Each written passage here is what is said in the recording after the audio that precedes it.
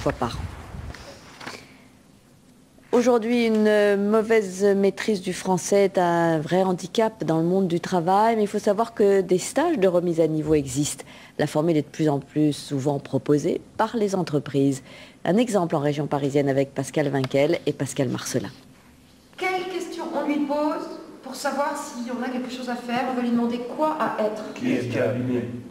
Oh là là! Anne-Marie Guignard est coach en orthographe. Ses élèves aujourd'hui, des gardiens d'immeubles qui accusent de grosses lacunes en la matière. Moi j'avais l'habitude de mettre que des ER. Jamais et eux, bon, féminin, masculin, tout ça c'était... Pendant 2 jours, ils vont revoir les accords, les terminaisons, les pluriels. Pour les aider, la formatrice a mis au point une méthode inédite à base d'images et de moyens mémotechniques. Comme lettre, il y a 2 T, il y en a un qui l'envoie, un qui la reçoit. C'est comme arriver, il y a 2 R, parce que quand on arrive, on peut attraper l'arrivée. L'objectif de ce stage, en finir avec ces grosses fautes commises régulièrement.